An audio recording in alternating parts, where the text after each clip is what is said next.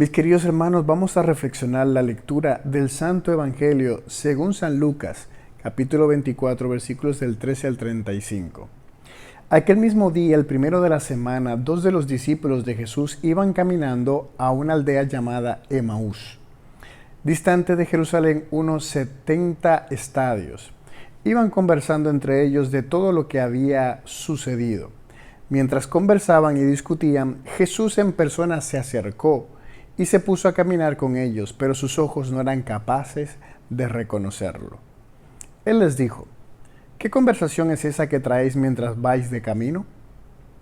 Ellos se detuvieron con aire entristecido, y uno de ellos, que se llamaba Cleofás, les respondió: ¿eres tú el único forastero en Jerusalén que no sabe lo que ha pasado estos días?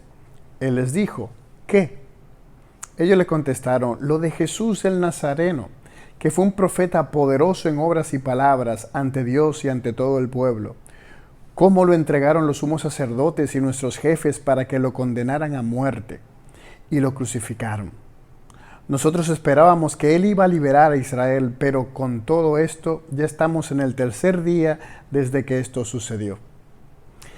Es verdad que algunas mujeres de nuestro grupo nos han sobresaltado, pues habiendo ido muy de mañana al sepulcro y no habiendo encontrado su cuerpo, vinieron diciendo que incluso habían visto una aparición de ángeles, que dice que está vivo. Algunos de los nuestros fueron también al sepulcro y lo encontraron como habían dicho las mujeres, pero a él no lo vieron. Entonces él les dijo: qué necios y torpes sois para creer lo que dijeron los profetas. ¿No era necesario que el Mesías padeciera esto y entrara así en su gloria? Y comenzando por Moisés y siguiendo por todos los profetas, les explicó lo que se refería a él en todas las escrituras. Llegaron cerca de la aldea a donde iban y él simuló que iba a seguir, caminando, pero ellos lo apremiaron diciendo: quédate con nosotros, porque atardece y el día va de caída. Y entró para quedarse con ellos. Sentado a la mesa con ellos, tomó el pan, pronunció la bendición, lo partió y se lo iba dando. A ellos se les abrieron los ojos y los reconocieron, pero él desapareció de su vista. Y se dijeron el uno al otro: ¿no ardía nuestro corazón mientras nos hablaba por el camino y nos explicaba las Escrituras? Y levantándose en aquel momento, se volvieron a Jerusalén, donde encontraron reunidos a los 11 con sus compañeros, que estaban diciendo: era verdad, ha resucitado el Señor y se ha aparecido a Simón. Y ellos contaron lo que le había pasado por el camino y cómo lo habían reconocido al partir el pan. Palabra del Señor. Nos tocó el día de hoy una lectura larga, Fue larga, pero preciosa lectura de resurrección. El día de hoy los hermanos de Emaús celebran este día. Esta es su lectura base a esos hermanos, así que bendiciones y felicidades a todos los hermanos de Emaús. Vamos a entrarnos en esta Sagrada Escritura. Se supone que este día, cuando está pasando eso, era el domingo. Imagínense eso. Todo ese domingo pasó todas esas cosas que leímos en las lecturas, que se le aparece a las mujeres, que las mujeres van, los ángeles. Ellos parece que escucharon esos primeros momentos de hablar del sepulcro vacío y fueron a esta aldea que se llama Emaús. Y lo curioso es eso, o sea, ellos no esperaron a las otras informaciones, por eso es que ellos se enteran es cuando regresan, es que les dicen las otras cosas que pasaron, que nosotros la conocemos, como van Juan y Pedro al sepulcro, etc. Lo otro interesante de esta lectura es la manera como Jesús les aborda, porque ellos estaban hablando uno con el otro sobre ese tema. Y Jesús se le acerca y comienza a caminar con ellos. ¿Por qué sus ojos no eran capaces de reconocer? Porque Jesús ya tenía un cuerpo glorioso. Su cuerpo ya eh, ya no estaba atado a las leyes físicas de acá. Él les dijo de qué vais hablando, o sea, se entromete en la conversación de ellos y permite que él explique lo que ellos entendían que pasaba. Y miren que Jesús les explica las escrituras a ellos. Como todo el Antiguo Testamento hablaba de él, hacía referencia a él. Nosotros estuvimos hablando durante toda la Semana Santa, profeta Isaías, los salmos que mencionaban a Jesús, el siervo sufriente, tenía que padecer, tenía que sufrir, igual los salmos, hablando de la persona de Jesús, del Mesías, del esperado, de cómo él tenía que morir para resucitar. Imagínense cómo él le fue explicando cada una de esas profecías que habían sobre él. Y luego él simula que va a seguir de largo, pero es para que ellos le invitaran a quedarse. Él sabía que le iban a invitar. Ellos lo apremiaron. Quédate con nosotros, porque atardece y el día va de caída. Nosotros no tiene que pasar lo mismo, mis hermanos. O sea, una vez que nos hemos encontrado con Jesús, hay que pedirle a él que se quede, que no se vaya. Que no se vaya.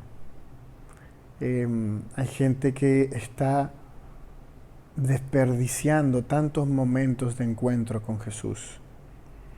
En los retiros de Semana Santa, en las Pascuas juveniles, tantas personas que se encontraron con Jesús y quedó como un momento más, un momento efímero ahí donde tuvo un toque de Dios y se quedó ahí. No, y no le has dicho a Jesús, quédate conmigo, no te vayas.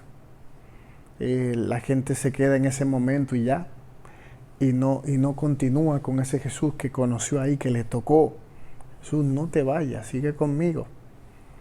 No, ese momento fue donde te conocí, pero te quiero todo el tiempo conmigo. No te vayas. Porque no sé qué va a pasar de mí mañana. No sé si volveré a mi antigua vida. No sé si me perderé de nuevo. Por eso, quédate conmigo. Y él entró para quedarse con ellos. Y lo otro bonito es todos estos signos eucarísticos que nos va a comentar cuando él toma el pan, pronuncia la bendición, como cuando se hace en la Eucaristía, cuando se está confesionando el sacramento. Lo partió y lo dio. Y entonces a ellos en ese momento, a él hacer ese gesto, imagínense que Jesús lo hacía de una manera que ellos ya lo habían visto antes, y a ellos se les abrieron los ojos en ese momento. No por la persona que estaban enfrente de ellos, sino por la manera como él hizo eso, es lo que le hace abrir los ojos a ellos. Y los reconocieron. Y entonces se desaparece. Y miren qué bonito, no ardía nuestro corazón cuando nos hablaba y nos explicaba la Eucaristía. Que así en nosotros nos pase con Jesús, que nos arde el corazón de haberlo conocido, de estar con Él. Yo sé que es peligroso el ser muy o solamente emocional o sentimental en estas cosas. La fe no es solamente sentimientos o emoción, porque hay gente que vive solamente de eso, pero son importantes, ¿de acuerdo? Es importante. La fe necesita de la emoción, de los sentimientos. ¿Por qué? Porque somos seres humanos, no somos ángeles. Los ángeles no tienen sentimientos, no tienen cuerpo, no tienen emociones como nosotros. Pero nosotros, como somos seres humanos, sí necesitamos ¿de acuerdo? Es igual que la esposa. Aunque la esposa sabe que tú la amas, el esposo sabe que tú como esposa lo amas, ellos aún así y ella aún así necesitan escuchar de ti que les amas, que les quieres. Es igual con Jesús. Ese sentimiento de enamoramiento, de su toque, de su presencia, tiene que arder nuestro corazón y utilizar ese mismo sentimiento, esa emoción para elevar nuestros corazones siempre a Él, para decirle lo que Él significa para nosotros. Y entonces ellos no se pudieron quedar con eso, que eso es lo que tiene que pasar con nosotros. Cuando nosotros recibimos un toque tan grande de Dios, nos encontramos con Él, de nosotros sale el deseo de comunicarlo a los demás, de que los demás también conozcan ese mismo Cristo que nosotros hemos encontrado.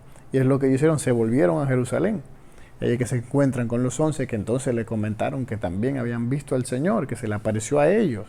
Ellos se perdieron de eso por estar yéndose a Emaús.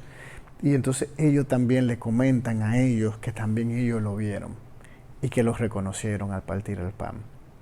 En la Eucaristía también te puedes encontrar con Jesús, porque Él está vivo, real, ahí en la plenitud de su poder y su divinidad, también presente en el pan eucarístico. El que tenga oídos para oír, que oiga.